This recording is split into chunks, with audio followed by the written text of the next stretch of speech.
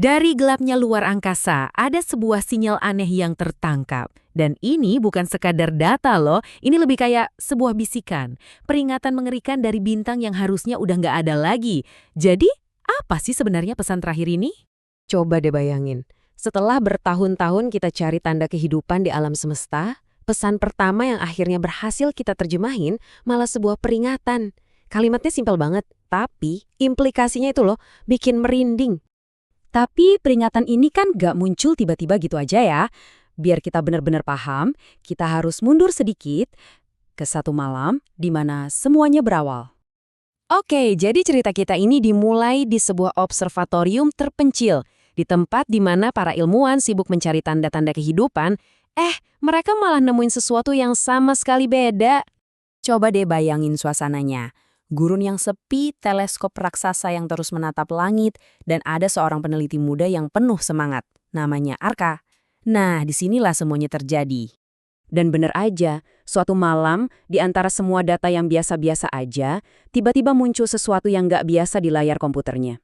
Sesuatu yang memecah keheningan kosmik. Ini bukan suara acak loh, ada ritmenya, ada polanya, yang berulang terus dengan presisi. Bip, bip, bip. Jelas banget, ini bukan suara dari alam. Arka sama timnya langsung sadar, wah, ini bukan pola kosmik biasa. Ini tuh sebuah pola yang disengaja. Ini sebuah kode yang nunggu buat dipecahkan. Dan tebak apa yang pertama kali berhasil mereka pecahkan? Ternyata sinyal itu ngirim satu set koordinat yang spesifik, nunjuk ke satu titik aja di tengah luasnya angkasa. Sebuah tujuan.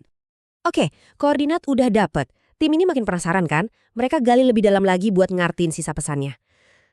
Malah nemu misteri yang jauh lebih besar dan lebih bikin pusing. Prosesnya sendiri itu sebenarnya cukup runut. Jadi pertama, mereka pisahin dulu sinyal berpola ini dari semua berisik kosmik lainnya. Terus, komputer canggih dipakai buat mecahin polanya. Dan terakhir, data itu berhasil diterjemahkan. Dan inilah hasilnya. Kalimat yang bikin semua orang di ruangan itu langsung diem. Bukan undangan, bukan sapaan. Ini sebuah larangan. Jangan datang ke sini. Dan yang bikin makin gila, disinilah letak anehnya. Pesan ini datang dari sistem bintang yang ditunjuk koordinat tadi. Masalahnya, sistem bintang itu udah mati ratusan tahun yang lalu. Angka ini nih yang bikin semuanya jadi nggak masuk akal. 400 tahun. Udah selama itu bintang di pusat sistem itu meledak jadi supernova. Bintangnya udah nggak ada lagi. Nah, ini kan pertanyaan yang langsung muncul di kepala ya. Kalau bintangnya udah mati, dunianya kemungkinan besar udah hancur.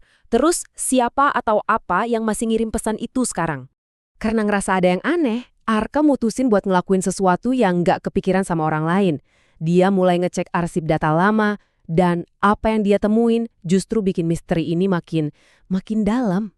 Dia ngubek-ngubek data dari puluhan tahun yang lalu dan nemuin sesuatu yang gila sih. Sinyal ini ternyata bukan penemuan baru.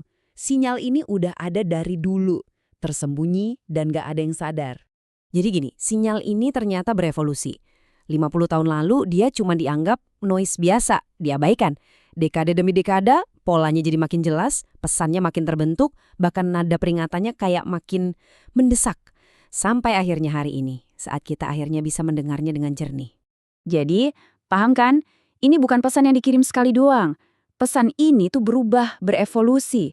Seolah-olah seseorang di luar sana berusaha makin keras, makin putus asa buat mastiin kita dengerin peringatan mereka. Nah, dari semua ini, kita jadi sampai ke satu kesimpulan yang agak bikin gak nyaman. Pesan ini jelas bukan undangan buat eksplorasi ya kan? Ini tuh peringatan keras buat jangan deket-deket. Coba bayangin jadi Arka. Langit malam yang tadinya kelihatan penuh keajaiban dan kemungkinan, sekarang jadi terasa beda. Rasanya kayak menyimpan rahasia gelap. Kedamaiannya itu rasanya menipu. Ujung-ujungnya cuma ada dua kemungkinan, dan dua-duanya sama-sama bikin resah. Entah ada seseorang yang tulus banget mencoba ngingetin kita buat menjauh dari bahaya yang mengerikan, atau ada sesuatu yang licik yang sengaja mau ngejauhin kita dari penemuan terbesar dalam sejarah manusia. Dan ya, inilah pertanyaan yang masih menggantung sampai sekarang. Setelah puluhan tahun mereka susah payah memperingatkan kita untuk jangan datang, apa sih sebenarnya yang mereka lindungi? Atau jangan-jangan Dari apa mereka melindungi kita?